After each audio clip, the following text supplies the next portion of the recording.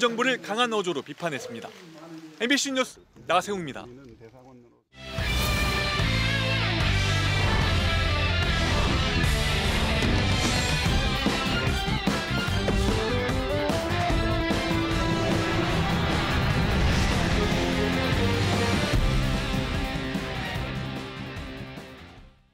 네, 시청자 여러분 안녕하십니까? 계속해서 MBC 뉴스투데이 충북입니다. 최근 충북대 교수가 일본 후쿠시마 오염수를 희석해서 마실 수 있다는 의견을 밝혔습니다. 시민단체는 이에 공개 반박하며 일본 원전 오염수 방류 계획 철회와 함께 도지사까지 반대에 나서라고 요구했습니다. 김은초 기자입니다. 최근 한 연구기관 인터넷 공개 게시판에 올라온 글입니다. 일본 후쿠시마 오염수를 가져오면 희석해서 마시겠다며 오염수 방류 위험성이 지나치게 과장돼 공포심을 조장하고 있다고 말합니다. 글을 쓴 사람은 박일영 충북대 약학대학 교수, 30년 가까이 방사성 의약품학을 연구한 전문가입니다.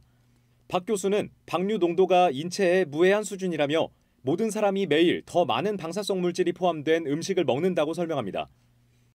음용수 기준보다 낮은 농도로 방출을 하고 있다면 희석돼서 우리나라에 오면은 사람한테 문제를 일으킬 양은 이미 안 돼서 1리터를 마시면 그때 받는 선량은 바나나 한 개의 4분의 1밖에 안 됩니다. 앞서 웨이드 앨리슨 영국 옥스퍼드대 교수가 후쿠시마 오염수를 마실 수 있다고 말했지만 국내 학자가 공개적으로 밝힌 건 처음입니다. 반대 일색이던 이전과는 다른 목소리가 정부 여당과 일부 전문가 집단에서 나오자 맞불격의 반대 행동도 충북에서 이어지고 있습니다.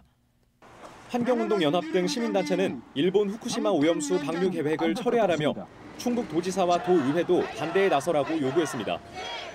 이들은 김영환 지사에게 요구안을 전달하려다 청사 진입이 가로막히자 한때 실랑이를 벌이기도 했습니다.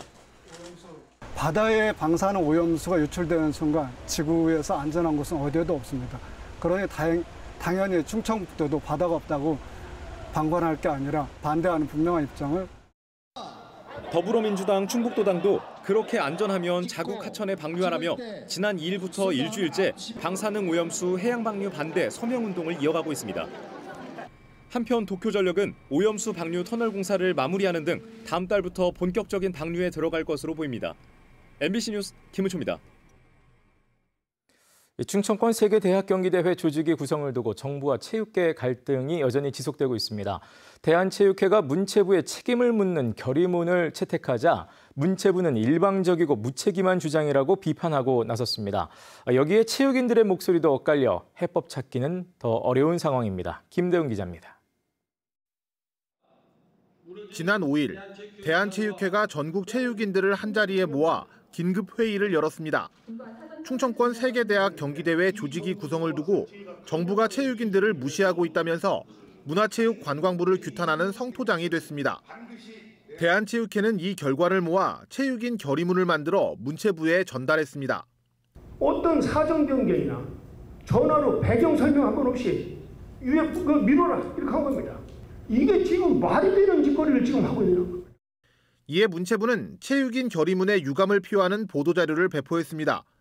대회 성공 개최를 바라는 충청권 염원과 기대를 저버리는 일방적이고 무책임한 주장이라고 강한 어조로 대한체육회를 비난했습니다. 조직위 구성을 두고 대한민국 체육을 총괄하는 양대 기관과 단체가 정면으로 충돌하고 있는 겁니다.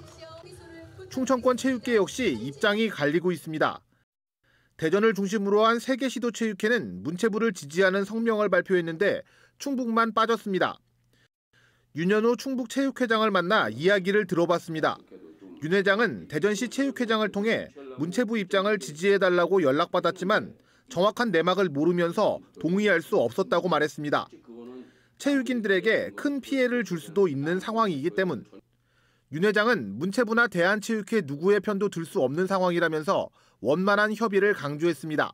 유치된 게 잘못돼서 날아가면 그 책임은 다 문체부나 체육회나 네개 시도나 똑같이 져야 될 거 아닙니까? 지금은 어쨌든 하루빨리 이거를 조직위 구성을 할 수 있도록. 체육계에서는 초대 집행위원장을 맡은 이장우 대전시장을 비판하는 목소리도 나옵니다.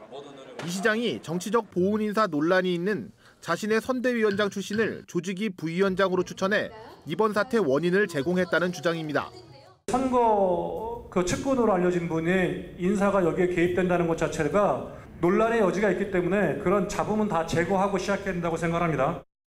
4개 시도는 지난달 2차례 조직위 설립 기한을 맞추지 못해 국제연맹에 이달 말까지 조직위를 설립하겠다고 다시 연장 신청한 상태입니다. 문체부와 대한체육회 4개 시도는 오늘 오전 서울에서 회의를 열기로 했는데 이미 감정의 골이 깊어져 시일 안에 합의할 수 있을지 미지수입니다. MBC 뉴스 김대웅입니다. 팬들은 요즘 충북 청주FC가 달라졌다고 말합니다. 리그 초반에는 화끈한 공격 축구를 지향하다 실점을 허용하며 지는 경기가 많았는데 최근 들어서 승점을 쌓는 실리 축구로 변화했다는 겁니다. 그 변화에는 이번 시즌 후보로 시작해 주전을 꿰찬 박대한 골키퍼의 눈부신 선방도 화제가 되고 있습니다. 이승준 기자가 보도합니다. 수비 실수로 맞닥뜨린 1대1의 위기에서 손끝으로 막아내며 공을 지킵니다. 상대 공격수의 갑작스러운 중거리 슛에도 모서리로 날아올라 손을 댑니다. 수비진이 무너졌지만 달려나와 각을 좁히며 다시 한번 슈퍼세이브를 선보입니다. 지난 10라운드부터 충북 청주의 골문을 지키고 있는 수문장 박대한. 경기당 실점은 0.8골로 K리그2 골키퍼 가운데 세 번째로 났습니다. 이전 9경기에서 21골을 내줬지만 박대한은 6경기에서 5골로 줄였습니다. 이 기간 팀은 3승 1무 2패를 거뒀고 중위권 도전을 위한 승점을 쌓았습니다. 3대0과 4대0으로 잇따라 대패하면서 팀 분위기가 가라앉자 골키퍼 교체라는 특단의 조처를 했고 적절하게 맞아떨어진 것입니다. 지속적인 그 선방을 통해서 그 경기 운영을 하다 보니까 본인 스스로도 자신감을 얻은 것 같고요. 팀적으로도 굉장히 많이 도움이 됐었고. 지난 2017년 전남에서 데뷔했지만 이렇다 할 활약을 보여주지 못해 2019년부터 경기 출전조차 못했던 박대한. 1600여일의 기다림 끝에 기회가 주어졌고 자신의 능력을 입증했습니다. 그동안 뭐 때문에 경기를 못 뛰었나 이런 것도 많이 생각하고 뭐가 많이 부족했나 이런 것들을 좀 준비를 잘 했던 것 같습니다. 청소년 대표 시절 김민재, 황인범 등과 이름을 올렸지만 지금은 신생팀에서 주전 경쟁에 집중할 뿐입니다. 경기에 뛰지 못했던 만큼 가졌던 간절함이 원동력이 되고 있습니다. 경기를 좀 꾸준히 나오면서 선수들하고 이제 저희 팬들이 좀 저 선수 잘한다, 박대한이 나오면은 그래도 실점률이 적다 이렇게 생각이 들게끔. 리그 초반 수비 불안으로 하위권에 머물렀던 충북 청주는 이제 중위권에 도전합니다. 오는 11일 박대한의 친정팀이었던 전남을 청주 홈으로 불러 연승을 노립니다. MBC 뉴스 이승준입니다. 국토교통부가 오늘 기획재정부에 충청권 광역철도 청주 도심 통과 노선을 예비타당성 조사 대상 사업으로 신청합니다. 이후 기획재정부는 예비타당성 조사를 한국개발연구원에 맡겨 경제성과 정책성, 균형발전 분석 등을 하게 됩니다. 일반적으로 이 과정이 1년에서 1년 반 정도 걸리는데 윤석열 대통령이 속도감 있게 추진하겠다고 강조한 만큼 결론이 빨리 날 것으로 충청북도는 기대하고 있습니다. 충북도 내 과수화상병 2건이 추가 발병했습니다. 신규 확진 지역은 충주시 동량면과 괴산군 불정면 등 2개 지점 1.5헥타르입니다.